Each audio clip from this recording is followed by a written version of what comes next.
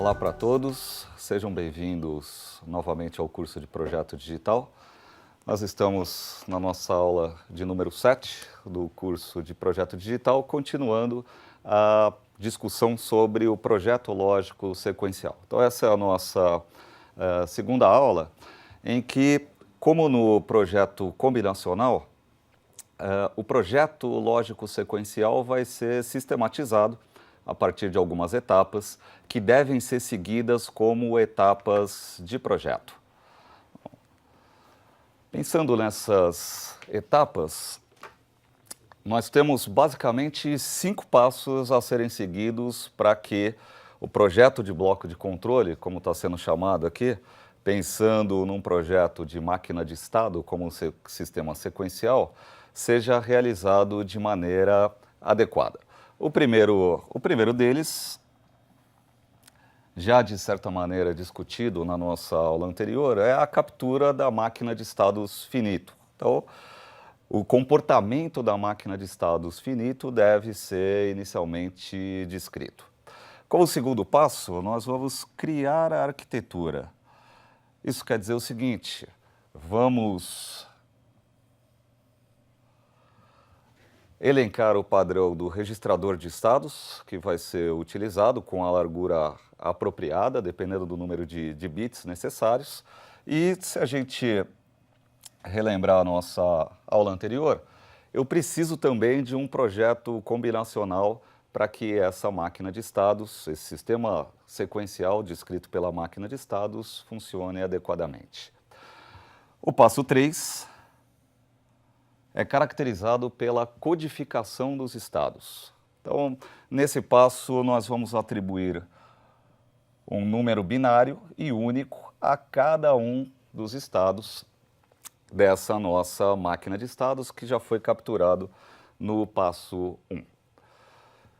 Como penúltimo passo, a gente tem a criação da tabela verdade relacionada aos estados e às saídas da nossa máquina de estados finito. Então, cria-se a tabela verdade para a lógica combinacional, de modo que a lógica vai gerar a saída, ou as saídas, dependendo do problema, e, importantíssimo, os estados futuros, os próximos estados. Finalmente, uma vez que a tabela verdade tenha sido descrita, nós vamos implementar o circuito lógico combinacional, sendo que o circuito lógico combinacional já foi visto em termos de projeto nas aulas anteriores. Então, de novo, reforçando, assim como no projeto lógico combinacional, é extremamente importante que a gente siga esses 5 passos de projeto, siga essa sistemática de projeto para o projeto do bloco de controle, considerando uma máquina de estados finita.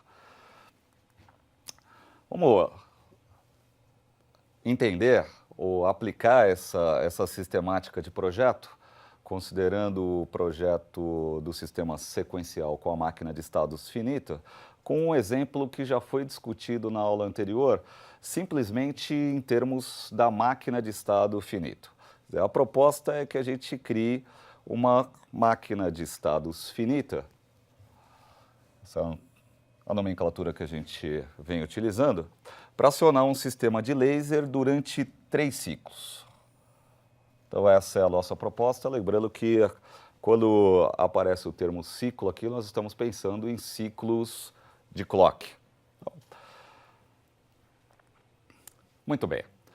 O passo 1, de acordo com a nossa sistemática, é a captura da máquina de estados. Quer dizer, a gente precisa descrever o comportamento dessa máquina de estados finito. Embora essa máquina de estados finito para esse problema tenha sido discutido na aula anterior, vale a pena que a gente retome. Então, eu tenho um sistema de acionamento de laser que deve manter esse laser ligado a partir do momento que uma entrada de habilitação externa, que havia sido nomeada como B anteriormente, negada, seja ativado. Então, basicamente, nós temos 4 estados para essa máquina de estados. O estado desligado, e ela deve permanecer nesse estado, é isso que essa setinha está indicando para a gente, enquanto a variável b estiver em estado lógico baixo. Lembrando que a gente está usando aqui nessa representação o apóstrofo para representar a lógica do tipo NOT.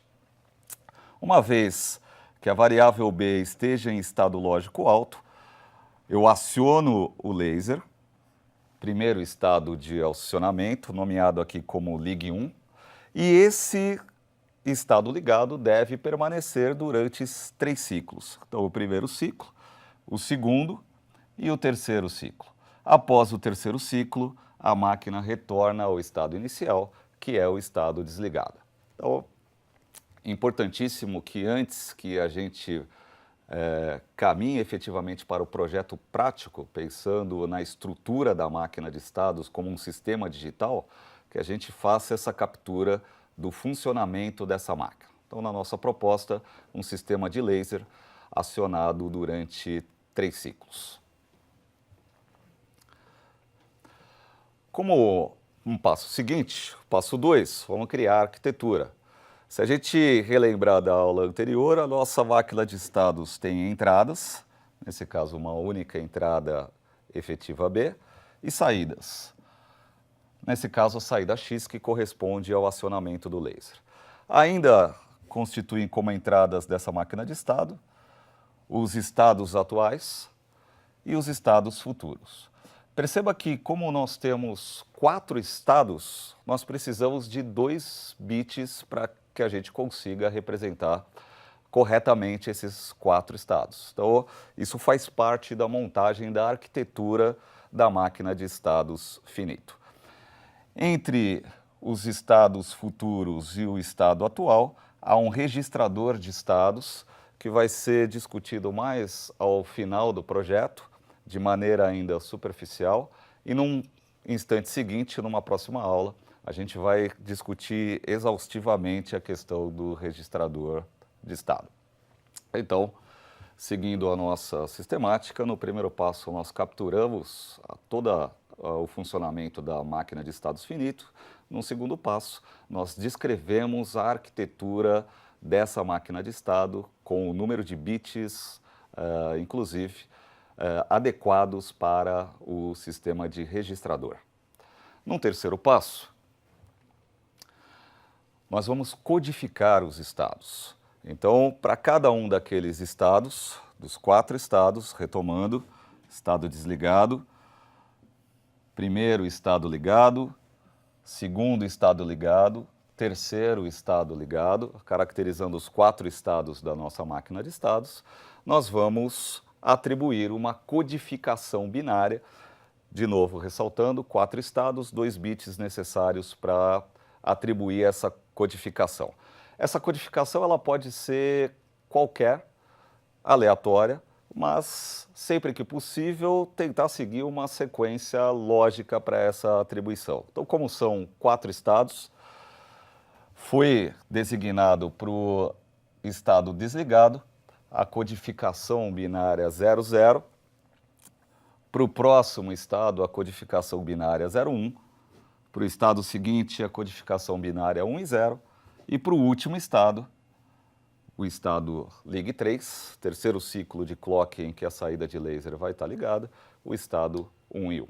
De novo, foi seguida uma sequência crescente, binária, para a codificação desses 2 bits, mas isso efetivamente poderia ser feito de outra forma. O que importa na prática é que cada um dos estados reais dessa nossa máquina de estados tem uma codificação binária.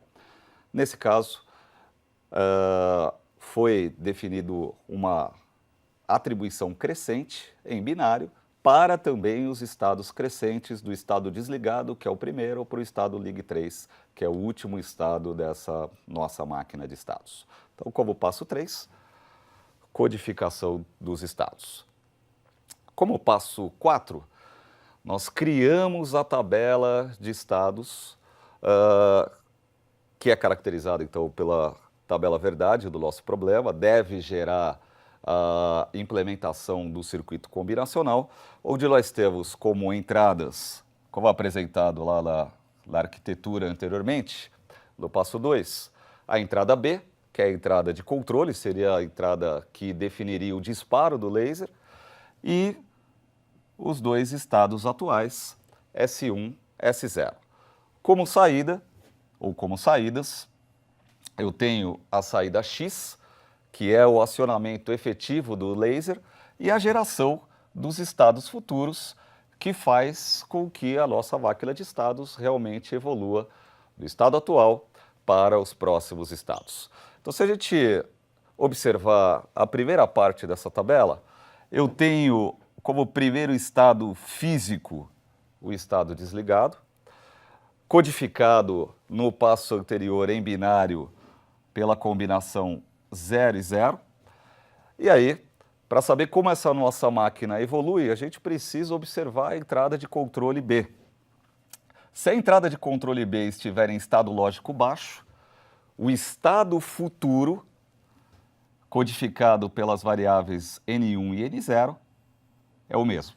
Ou seja, enquanto a minha máquina de estados está no estado desligado, com a variável B em estado lógico baixo, 0, essa nossa máquina de estados não evolui para nenhum novo estado, ela continua presa no estado desligado. É isso que está sendo codificado aqui por essa primeira linha. Estado desligado, variável B em estado lógico baixo, máquina presa no estado desligado. A partir do momento que a variável B assume o estado lógico alto, a nossa máquina de estados, então, deve evoluir a partir de um pulso de clock para o estado seguinte, que é o estado Lig 1, codificado no passo 2, pela combinação em binário 0 e 1. Então, o nosso sistema, a partir de um pulso de clock, evolui. Então, o estado futuro, no pulso de clock seguinte, passa a ser o estado atual. E aí percebam que a partir desse ponto, a partir do momento que a nossa máquina de estados atingiu o estado Lig 1, ligado 1, a variável B não mais interfere na evolução de estados da nossa máquina, como era previsto no projeto. Então, a variável B mudar do estado lógico baixo para o estado lógico alto é condição necessária para que a gente consiga tirar essa nossa máquina de estados finito do estado desligado. Uma vez que a máquina saiu do estado desligado, a variável B passa a ser irrelevante para a evolução dos estados desse nosso sistema sequencial. Então, a partir desse ponto, a variável B pode assumir qualquer valor, alto ou baixo, que a partir de um pulso de clock, a nossa máquina sempre vai evoluir para o estado seguinte. Então, se eu estou no estado Lig 1, codificado em binário por 1, 0, o estado futuro é um estado independente da variável B.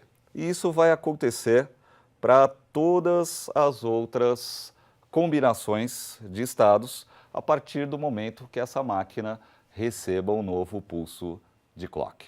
Então, uma vez que a variável B tenha ido para o estado lógico baixo e a gente tenha conseguido tirar essa máquina do estado inicial desligado, o estado futuro é sempre o próximo estado do laser ligado, considerando que isso deva acontecer por 3 pulsos de clock, como a gente tinha descrito lá no passo 1 da captura da máquina. Por fim, como último passo, se eu tenho a tabela verdade com as entradas e saídas codificadas, eu posso escrever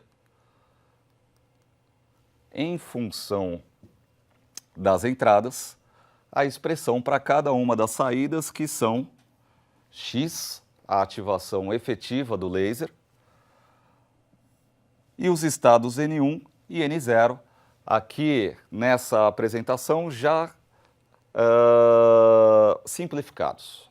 Então, a expressão original para o estado N1 e a expressão simplificada para esse mesmo estado, já discutimos isso nas aulas de projeto combinacional, a expressão de N0 para o estado N0 e a mesma expressão já minimizada. E, é claro, a partir do momento que nós temos as expressões booleanas para cada uma dessas saídas em função das entradas, B, x1 e x0, nós podemos implementar então o circuito combinacional dessa nossa máquina de estados finito. Então temos como entradas a variável B, que é a variável de controle, e os estados atuais S1 e S0. São essas variáveis que definem as expressões booleanas da saída X, que é efetivamente o acionamento do laser, e dos estados futuros N1 e N0. Os estados futuros se tornam os estados atuais a partir do momento que o nosso registrador de estados recebe um pulso de clock. Então, toda vez que esse registrador de estados receber um novo pulso de clock, os estados futuros, N1 e N0, passam a ser os estados atuais, S1 e S0. Para encerrar, e já chamando a atenção para discussões futuras, vale a pena a gente retomar a nossa primeira aula de projeto lógico sequencial e entender como um registrador de estados pode ser implementado. Esse nosso registrador de estados, então, na máquina de estados, pode ser implementado de maneira bastante simples, utilizando flip-flops do tipo D. No flip-flop do tipo D, a entrada passa para a saída a partir do momento que eu recebo um pulso de clock. Nesse nosso registrador, as entradas são os estados futuros da nossa máquina. A partir do momento que eu recebo um pulso de clock, esse nosso estado futuro passa a ser o estado atual. Então, de maneira bastante simples, a gente consegue utilizar um sistema de flip-flop do tipo D para fazer o nosso registrador de estados. A bibliografia que foi utilizada para a elaboração dessa aula está dentro lá das indicações da nossa bibliografia básica de projeto digital. E na próxima aula nós retomamos a simulação computacional, agora focada no projeto lógico sequencial. Obrigado e até a próxima aula.